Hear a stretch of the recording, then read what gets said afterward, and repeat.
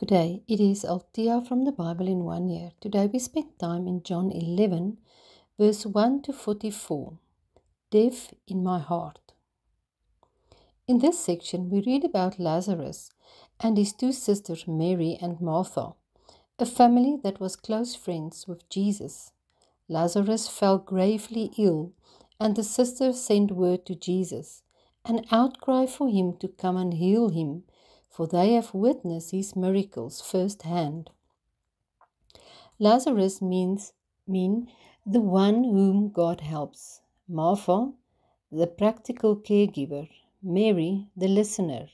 And Lazarus were deeply loved by Jesus. Yet Jesus delayed 2 days because he loved them. He did not come when they expected him to. This delay represents the place in life that doesn't make sense. God compares love with trust. Maybe you believe that faith controls outcomes. This outlook uses faith as manipulation. I am in control of the process. The seed I sow represents the process.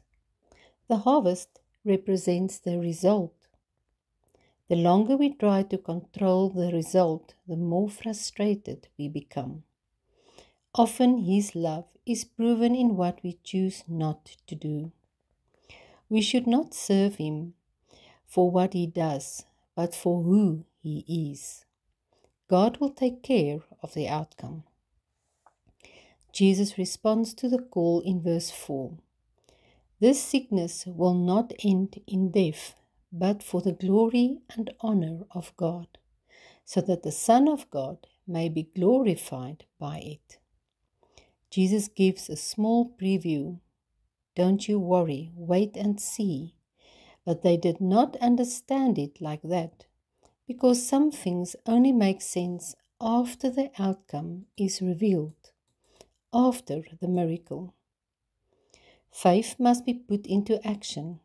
Hebrews 11, verse 1 and 3 in the Message translation teach us the fundamental fact of existence is that the trust in God, this faith, is the firm foundation under everything that makes life worth living.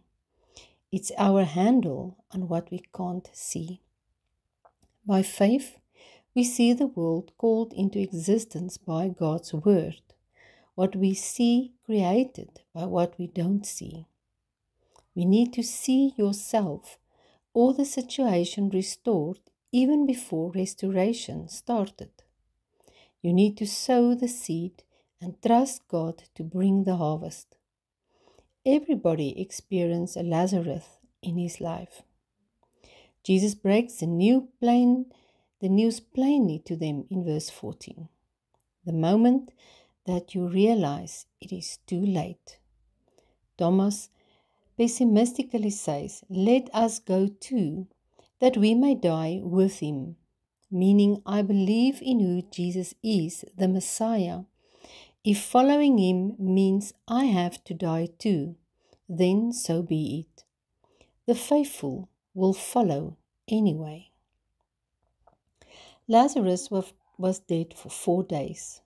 The Jews believed a man's spirit could return to his dead body within 3 days. So Jesus waited for this time period to pass, so that he could pass the point of all their expectation. Martha ran out to meet him, while Mary stayed home. Martha, angry but honest, says, "If you had been here, my brother would not have died. But even now, I know God is with you."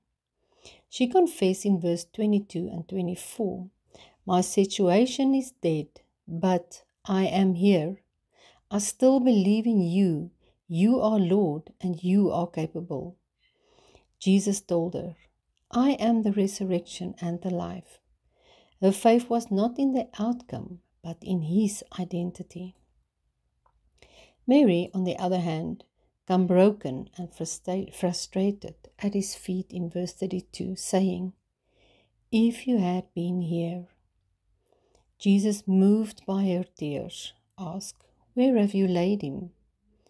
You need to go to the place where you buried your disappointment, betrayal, where you lost all hope.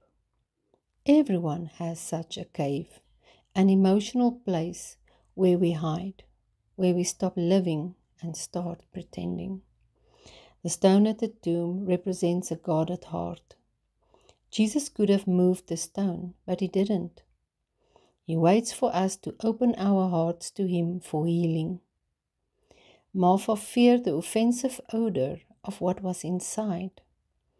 Jesus reminds her in verse 40, "Did I not say to you that if you believe in me, you will see the glory of God, the expression of his excellence?" Understanding this, she led him to roll the stone away. Jesus prayed, and they called. Lazarus came out. He came out with hands and feet tightly wrapped in burial cloths. Even if you feel that you are beyond moving, dead dreams will come to life. You may not always get your Lazarus back, but God will always call something to life. Give your Lazarus to Jesus. Let him deal with the offensive odor. Allow him to heal and restore you back to life. He is the God of the outcome, and he will never leave or forsake you. May you be blessed. Goodbye.